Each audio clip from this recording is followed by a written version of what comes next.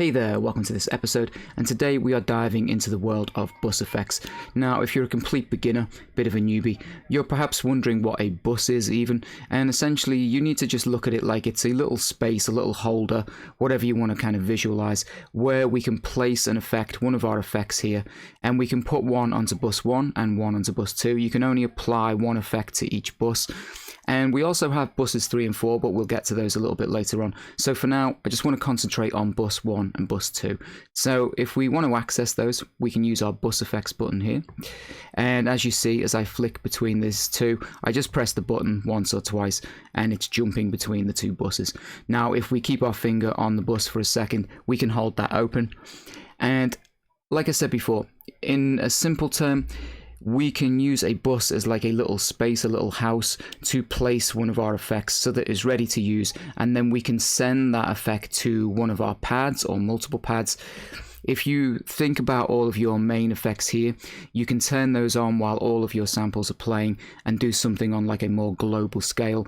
And bus effects are essentially for being more precise and kind of more specific with where you want to send your effects. And I'm going to do a live demonstration, so hopefully that will make sense by the end of it. So let's do that again here. Let's go to bus 1, and I'm going to press it twice until I hit bus 1. Now let's say I want to apply an effect like delay. I can just tap delay. We'll see this little parameter window open and close, and now sync delay has been added to bus 1. So nice and simple. And I can do the same again here with bus 2. So if we select our bus 2 and say we wanted to use the isolator or something from our MFX menu, I can tap this, scroll through, find something that we want like tape echo, release it. We'll see the parameter window again, and now tape echo is loaded onto bus 2. So we've done the first part of this, which is to assign some effects to bus 1 and 2. Nice and easy. If we want to get rid of them, you can just tap the effect again and get rid, and the same here on bus 2. I can just tap it again, and we're going to bypass them just for a second. Now, if we go to Shift and Pad 16 here and open the EFX settings menu, I want to just show you the chain that is inside of here, because that's essentially what we've got. We've got like a flow and a direction, and we know that because we have this arrow here, or this line that's running through with like an arrowhead, showing that essentially with our effects we are moving from left to right. Now, for any reason you're not on this particular tab, just scroll through using Control 3 here, come all the way to the left, and find this favorite tab here at the top. Now, it's important to understand that there is a little bit of a flow here, and when I do the demonstration, hopefully this will make more sense. But with buses 1 and 2, which is all we're concerned about for now, I can actually change that flow. So at the moment, bus 1 goes through bus 2 into 3 into 4. If we press enter here, you will notice it splits them up, and so there's a little bit of like independence here between the two buses. Now, that might not make much sense now, but as we kind of demonstrate this, hopefully it will become clearer. So for now, I'm going to put them back so they're running in like a sequence from left to right, and bus 1 will run through bus 2 to get to 3 and 4 and out. Now, if we exit this for a second, in order to demonstrate this, I'm going to use a pattern. So I have one pattern loaded up here, just a very simple beat.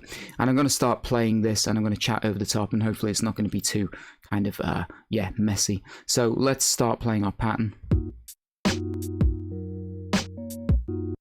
Let's come out of pattern select. And of course, we can see the samples. So bus 1 and 2, I always think of as being the buses where you can send effects to specific places. It's not like a global effect that you're putting over the top of everything. It's so that we can send it to, say, pad 3, pad 1, or, you know, multiple pads in the one little kind of section. So how do we go about doing that? Well, first let's apply an effect to one of our buses. So we'll go back in here, make sure bus 1 is selected, and I'm going to put some delay on the top of this, and you'll be able to hear what happens. And what you'll notice now is that that effect is affecting all of these samples here. We can hear that delay on every single one of these samples. Now, what if we don't want that to happen? What if we only want it to be applied to, say, like the snare here? Well, then we can do bus, and we need to make sure that bus 1 is selected, so we're going to press bus again just to make sure bus 1 is highlighted. We can press remain here, and you don't need to worry about the information on the screen, it's just because we're pressing remain. And now I can select the pads that we don't want to affect, so our kick drum, our hi-hat, and this melodic sample here. And we have now applied that bus 1 effect just to our snare drum. And while we have these different colors here, that's kind of an important takeaway. So anything that goes to an orange pad, which is kind of the default, whenever you load a sample in here, you will have an orange pad. So by default, if there is an effect applied to our bus 1 effect channel here, essentially you will always hear that on any pad that is orange. Now, because we pressed remain, bus and remain, and we change these to white, a white pad signifies that we've made it like a dry sample, so there is no signal being received, so it is not receiving that effect signal from bus 1, and also it won't receive any signal from bus 2. If we try to apply anything to a white pad, it's not going to receive any signal. So you can think of those as completely dry. You don't need to have any effect being sent to those as long as it's a white pad. So remember that the orange pads are for bus 1. The white pads mean that they are receiving no information, so they're completely dry. And I'll show you how we use bus 2 in a second, and those pads will light up green. So we've essentially put a delay onto our snare, so that's pretty cool. What happens now if we want to add some kind of effect to bus 2? So let's do that. Let's click it, make sure bus 2 is highlighted here, and I'm just going to go with the isolator because it's nice and easy. And what you can hear there is that we have now put the isolator effect onto the snare drum as well, without assigning anything to it, and that is because of our chain that we had inside of here. So if we do shift and effect settings again here, you will notice it runs through bus 1, through bus 2, and then out, and that is why we can hear both of those effects without assigning anything to it. Now watch what happens when I turn this mode and I change it by using the push enter mode here. You will now notice that we go back to kind of how we were before we set the bus effect 2 off. However, the bus effect 2 is still running, isolator is still running, we just can't hear it anymore. So if we come out of this for a second, what happens if we want to try and assign this now over here?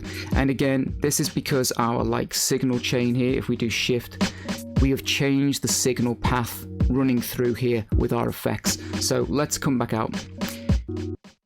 Let's say we want to try and assign our isolator to our snare drum now. We can do the same thing again. We can do bus, but we need to make sure we are selecting bus 2 first. Then we can do remain. And you will notice as I press it here, we get our green pad because we are sending our bus 2 signal, our bus 2 effect to the snare drum. And what's happened now, because the signal chain is different and it's not flowing from one to the other, we can only hear one of these effects, and it's essentially cancelled out the delay effect from bus 1, and we can only hear the isolator effect on this pad. So I'm going to stop that for a second.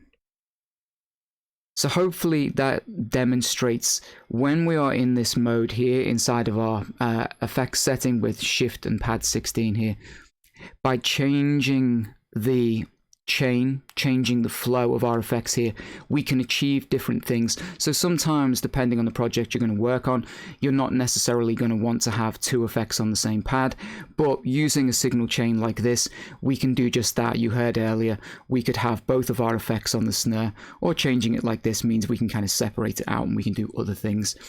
The other takeaway, again, just to kind of clarify that and go over it again, is any pad that lights up orange will be affected by bus 1, just kind of by default, as long as there is an effect applied to that bus.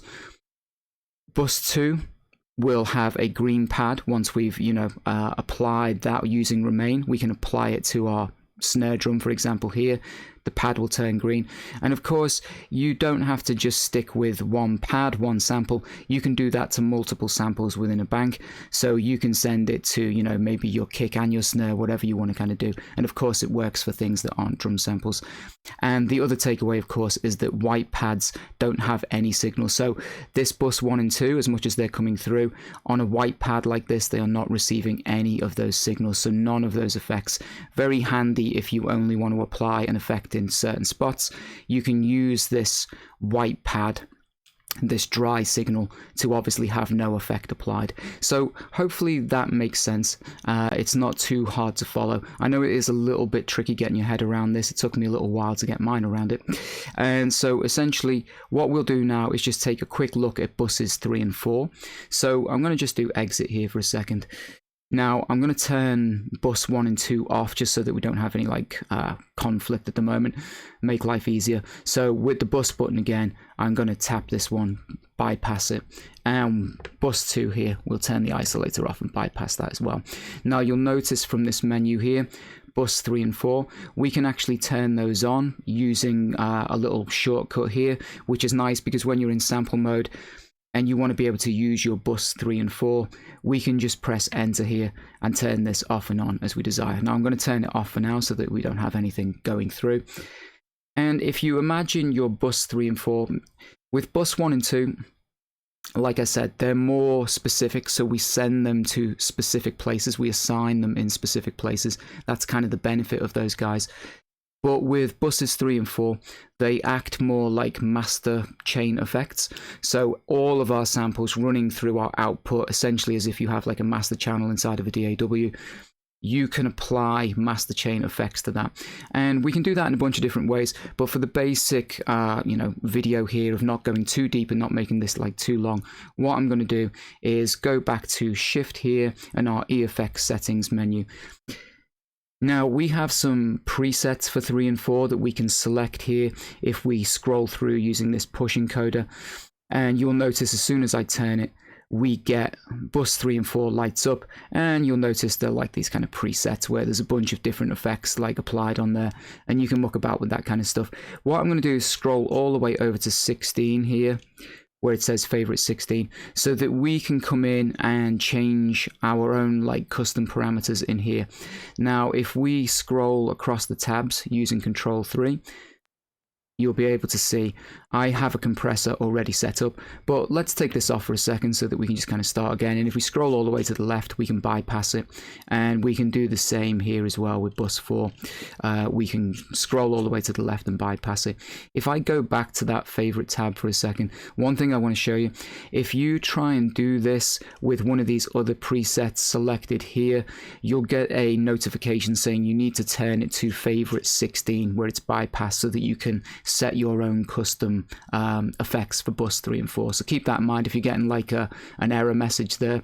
That's usually why, because you need to scroll all the way over to favorite 16. Now let's use Control 3 to go back again, and you can see where it's labeled bus 3 on the tab here. We can use push and enter, and we can find any kind of effect that we want to apply. And of course you can put anything on like your master channel, but it's, works particularly well with something like the vinyl sim, maybe on 1, and then we can scroll over again to bus 4, and we could choose something, I don't know, like a compressor or something like that as a nice like master effect. And of course, if you just push enter again here, we can scroll down and use our control rotaries here to change the parameters of that effect. And you can save all of this kind of thing inside of your project so that you've got them and save your own favorites and stuff. But for now, I think that's got us covered. Hopefully it gives you a good idea on the differences between bus 1 and 2, and also the differences with like bus 3 and 4. Also, to note about the colors of the pads again. So orange for bus effect 1, it's going to be green for bus 2 and any effects coming from bus 2, and white signifies that there is no signal going to any of those. They are like dry pads without any signal being applied. Hopefully you've learned something, and I'll catch you guys in the next episode. Take care.